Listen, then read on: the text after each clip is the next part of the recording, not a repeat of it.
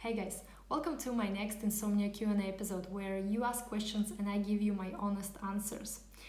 As always, I want to say that I'm not a doctor or a therapist, so this is not a medical advice. I'm just sharing my general thoughts and ideas because I was someone who had insomnia in the past as well. So I hope that things I will be talking about here you might find useful as well for yourself.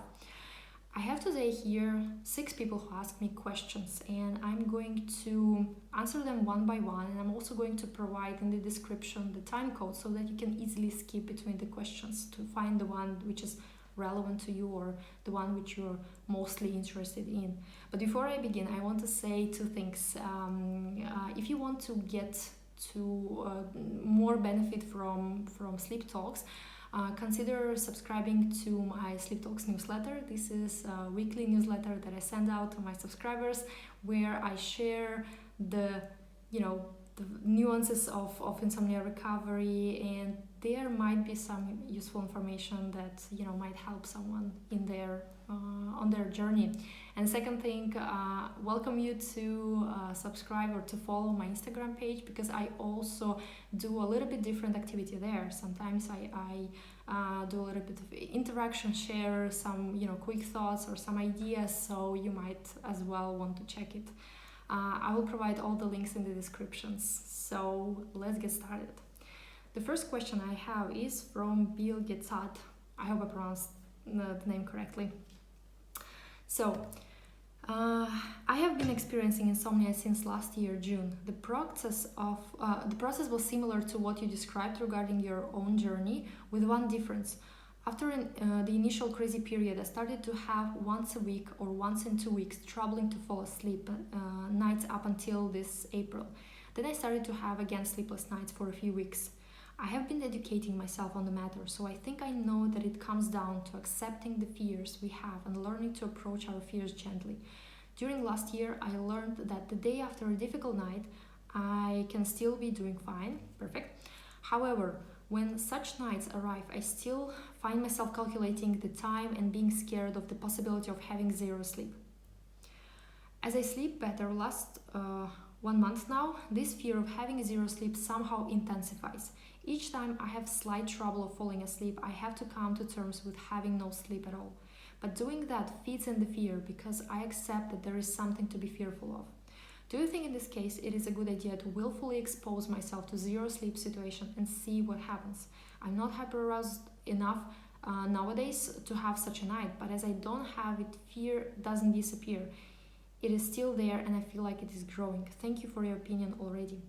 Thanks a lot for this question. It's a really good question, and in fact I've been receiving similar kinds from time to time. And at first it seems logical, because I do believe that when we begin to expose ourselves in safe conditions to something that we are afraid of, then we can actually show the brain that there is nothing to be scared of.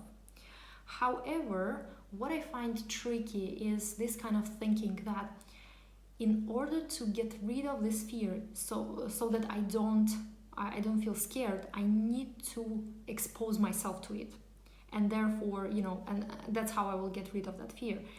The truth here is that when we do something with the deep intent to escape the feeling, so paradoxically by willing to face that fear of, let's say, whole-nighter, but that kind of desire stands on the much deeper desire to not have that feeling. This is where things get tricky, and as a result, a person might expose themselves to something that they're really scared of, and hoping that this will get them less anxious. They will help them not to feel scared, but it might work the opposite way, where we spend the whole night struggling, and at the same time the fear hasn't gone, because there was this expectation that by exposing ourselves we are supposed to stop worrying. So I just want to kind of beware of that mind trap that we might get into. And usually in these kind of situations, what I like to use is that when we understand why we are doing what we are doing, because when our decisions comes from this place to change, to force, to persuade the brain that that it is safe, sometimes it backfires. So I would maybe go here a little bit gently and made it not about this kind of proving something to the brain or showing the brain, look, I'm not afraid, so you don't have to be afraid, but more like, being ready for any outcome. And if whole nighter happens, then you will treat it as an opportunity. You can spend a night in a pleasant way, in a meaningful way, but not with this kind of desire, okay, I'm going to prove my brain, show that I'm not scared. So I hope that you can see here this kind of like the different energy that comes from these decisions. So the first one, where we try to really show, I have to prove my brain, I have to show it, I have to twist it, bend it, so that it finally sees that there's nothing to worry about. So here we see a lot of force, a lot of struggle, the desire to control our mind with certain actions, versus acknowledging that, maybe this is the night when I will be not sleeping. Maybe this is the night when I will be sleeping. I don't know. But either way, whether it's an all-nighter or not, I'm going to make sure that I will spend this time as meaningful as possible. I will do things that matter to me, things that I feel like doing, and we'll see what happens. Maybe it will be a whole nighter, maybe it will be, like a night with no trouble sleeping. So in this way, we are kind of like willing to face the whole nighter, but at the same time, we are not trying to force it on ourselves. I hope that it makes things a little bit clearer, but let me know if you have any follow-up questions. Okay, let's move on. I have a question from Debs. Okay. Is it possible, if you're too welcoming and accepting of the hyperarousal, that your brain will decide that it can't do without it, keeping you safe, and try and keep the status quo, especially if it's been going on for so long and become a habit? My hyperarousal has been going on for 5 years following an extremely traumatic event. I'm aware of everything going on around me, and if I do manage to sleep, I never wake up feeling groggy like I used to. It's like I never slept. That's how strong my hypervigilance is. Thank you, Debs, for this question, and I'm really sorry that you're in this kind of like period of time of a lot of struggle. So I know that I answered to this question. This question came under one of the videos on YouTube, so I partially replied, but I wanted to kind of share it with more people, because this is a common question that I hear. And logically, yes, we might think like, okay, if I am keep inviting this emotion, then maybe my brain will just get used to it, and then I will be feeling like anxious non-stop. But even though it might sound or feel logical, in reality that's not how our emotions work. Our emotions have this fleeting nature, meaning that we cannot stay in the same emotion with the same intensity for a long period of time. We are meant to experience the whole palette of emotions. And in a way, we can look at emotions as signals. They come to tell us something. We get angry, maybe this is a signal to protect your territory, protect yourself or your close ones. If it's, let's say, joy, maybe the brain tells us, okay, get more of this. So these kind of emotions come and go, and they are not here to ruin our lives or do something bad to us. In fact, it's just the way how the brain communicates with us. So in a way, their nature is fleeting. That means that the moment when the signal gets received, when we see, okay, I'm anxious because of that, and we kind of like acknowledge this message, and once the brain sees, okay, you listened, this is where this kind of emotion goes away naturally.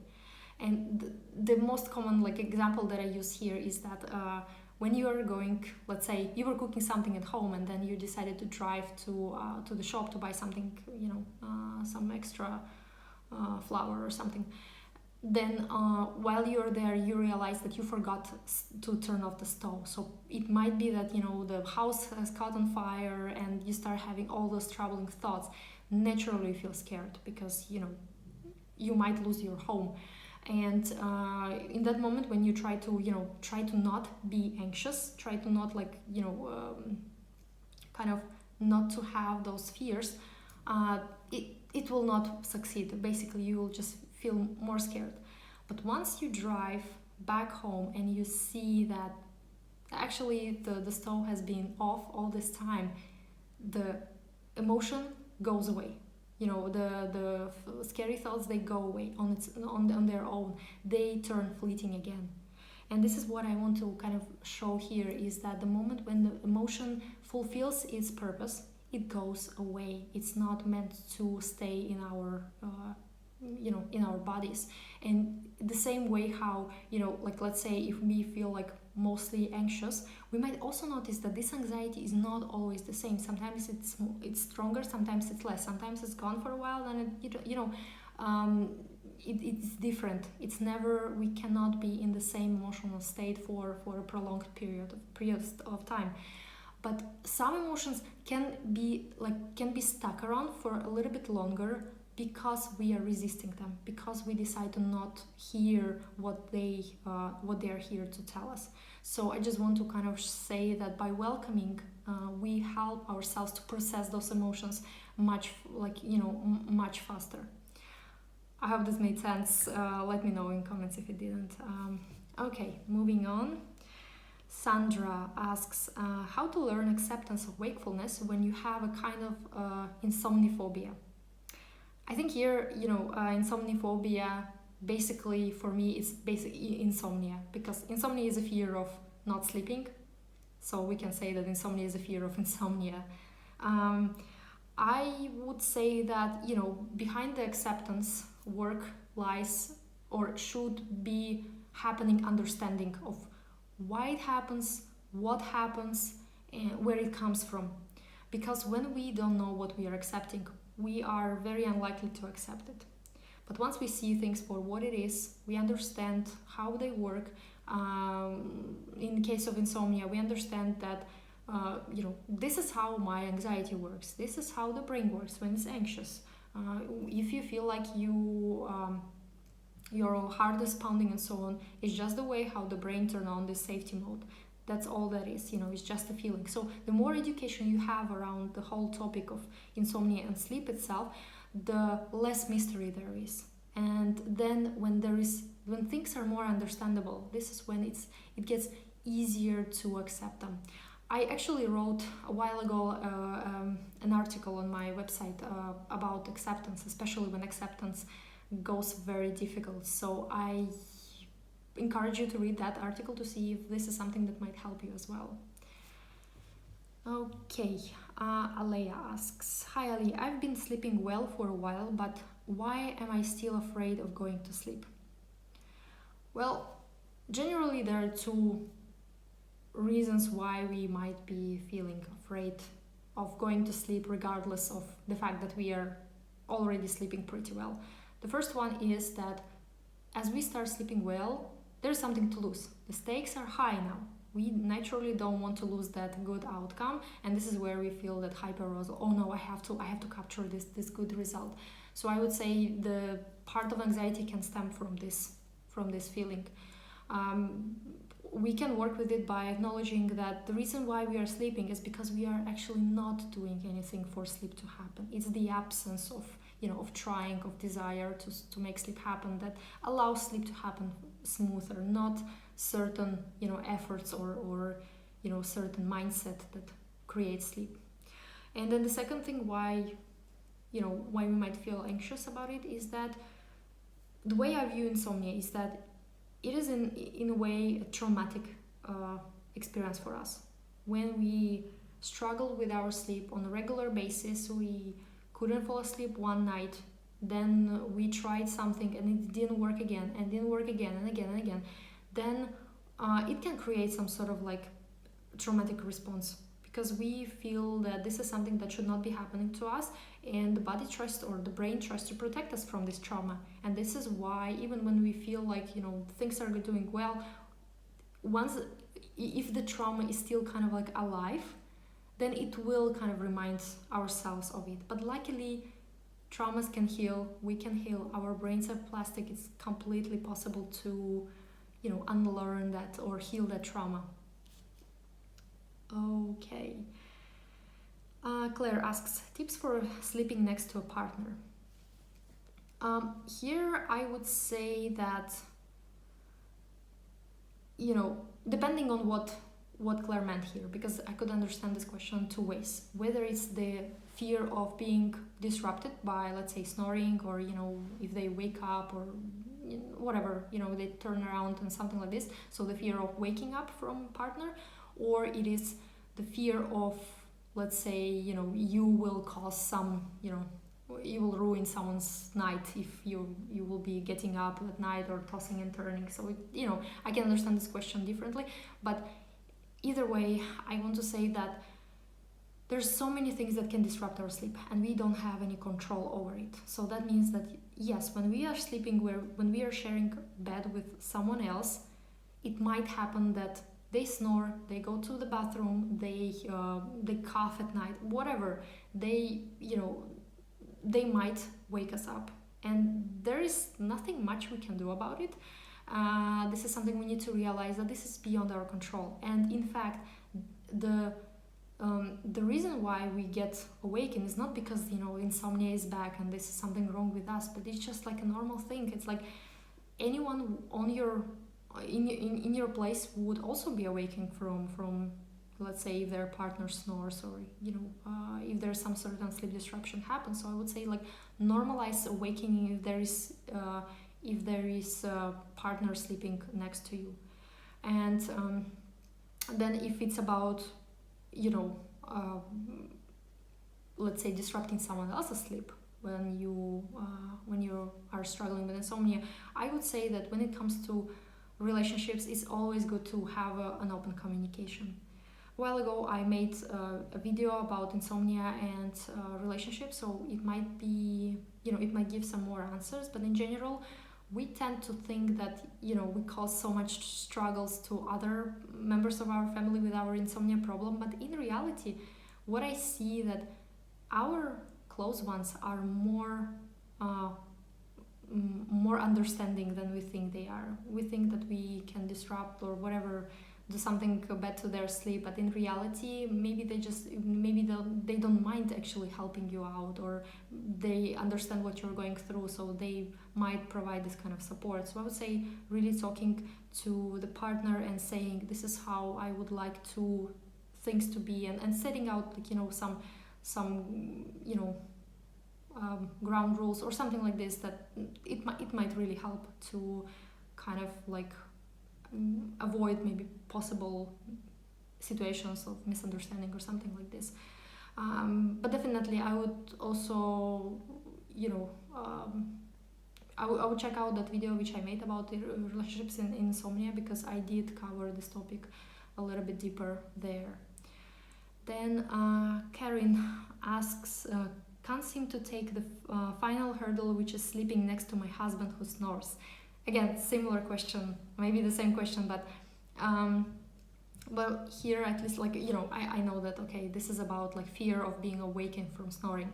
Again, we don't have control whether if someone snores, or a dog starts barking outside, or anything that we might hear that may disrupt sleep. I would say that knowing that it is okay to have a sleep disruption due to some things like some sounds or anything like this is normal. So the fact that if you are awake doesn't mean if you're awake from let's say, a snoring husband, it doesn't mean that you are going to fail night. In fact, many families coexist with this kind of situation without actually being in that insomnia pattern.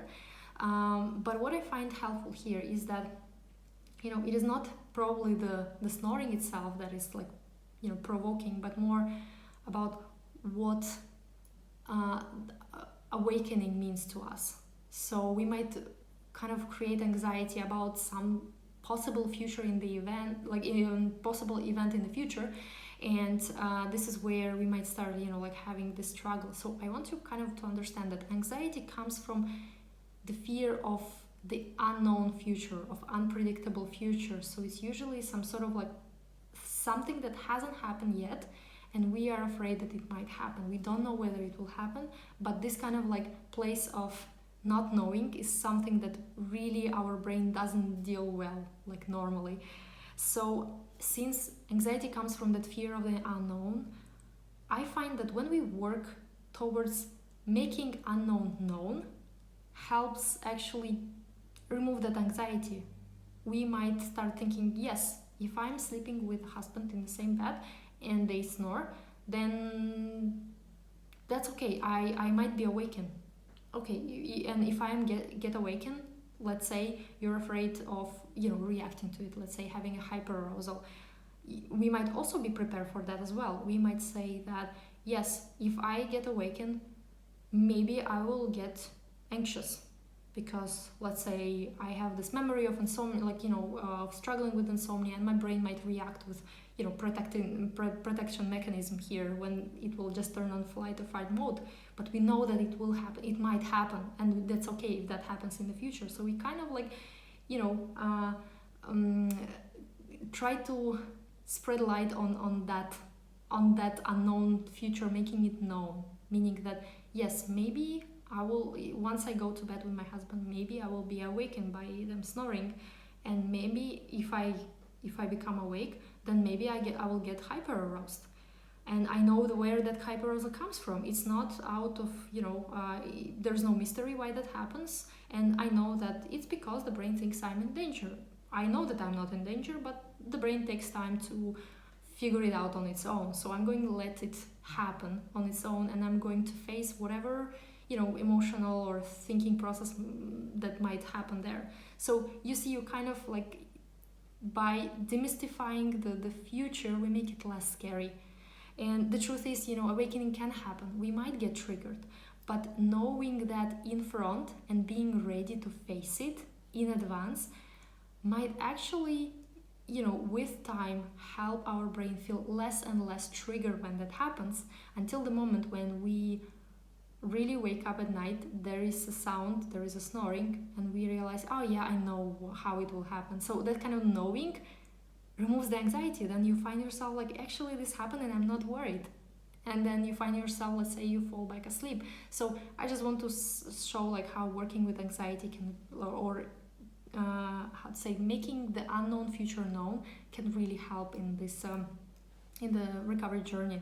But again, when it comes to this kind of final hurdle and doing some courageous steps towards recovery, I want to bring up here the topic of this courage and self-kindness, because on one hand it's good to show the brain that we are not scared. We need to use sometimes some bold steps, but at the same time, when we do it without this self-kindness work, when we do it as if, let's say in the first question, when